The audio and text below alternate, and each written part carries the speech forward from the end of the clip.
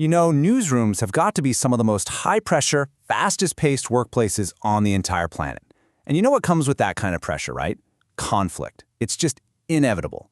But here's a thought. What if all that clashing wasn't just a problem to solve? What if it could actually be a source of strength? Let's get into it.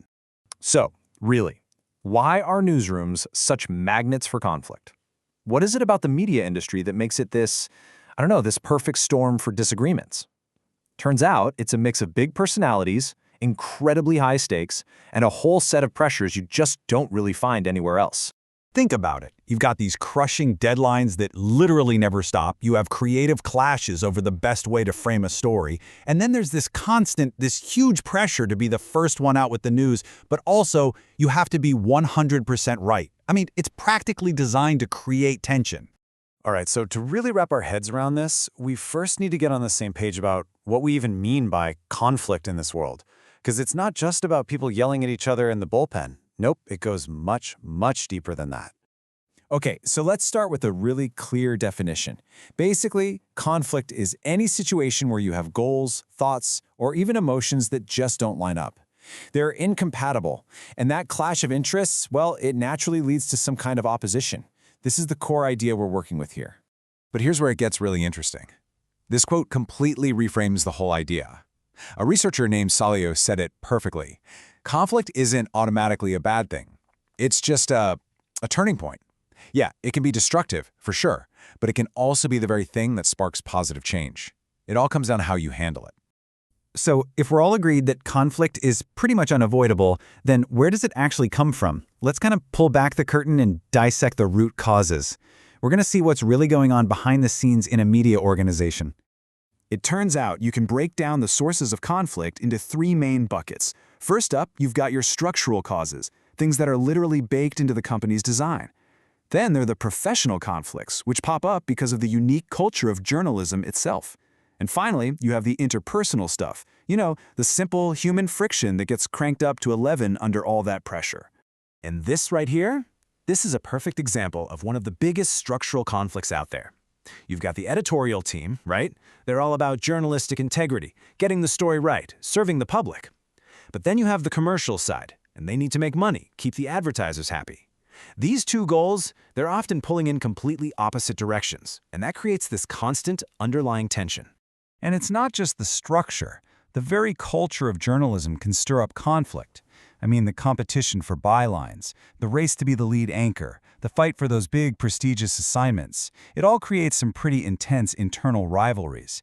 And once ego gets involved, well, that's when you can see the teamwork needed to do great work just start to fall apart. Okay, so we've pretty much diagnosed the problem. Now for the big question. How do we fix it? Well, the single most powerful tool in any manager's toolkit is, without a doubt, effective communication. So let's dig into some real, practical strategies that are all built on that one core idea. First up is negotiation. And really, this is all about direct conversation. It's the process where the people who are at odds actually sit down together, talk it out, and try to find some sort of middle ground or compromise that hopefully everyone can live with. And the process itself? It's actually pretty straightforward when you break it down. It all starts with just admitting there's a problem. Then, both sides have to do their homework, prepare their case.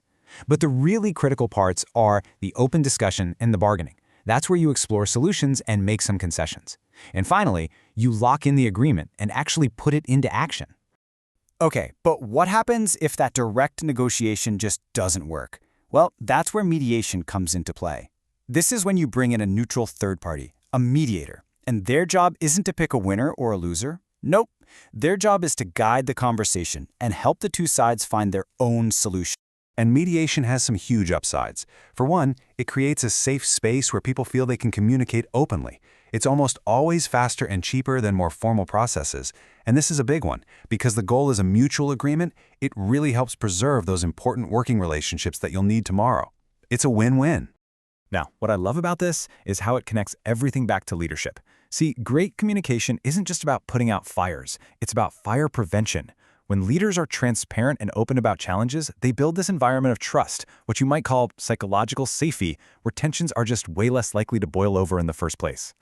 Let's make this real with a powerful example.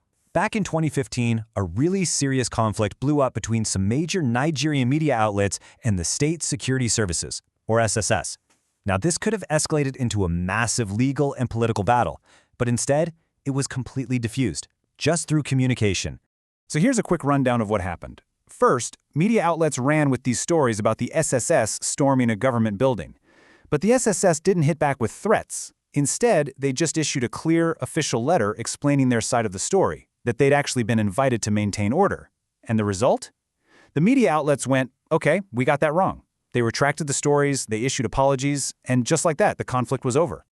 All right, so beyond just talking things out, strong organizations also lean on formal structures and really clear rules to manage conflict, and even prevent it from happening. Think of these as the systems that provide the guardrails for everyone to operate within. And it's really important to see the difference between two key roles here.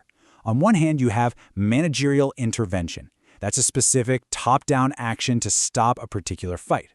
But leadership is something much broader. It's about creating a whole culture where that kind of destructive conflict can't even take root. It's really the difference between being a referee who just calls fouls and being a coach who builds a great team. And one of the absolute best structural tools you can have is a crisis communications plan. This is not something you make up on the fly when things are going crazy. No, this is a pre-planned strategy. It lays out exactly who does what the goals are, and how the entire organization is going to speak with one consistent voice when things hit the fan. Honestly, preparation is everything.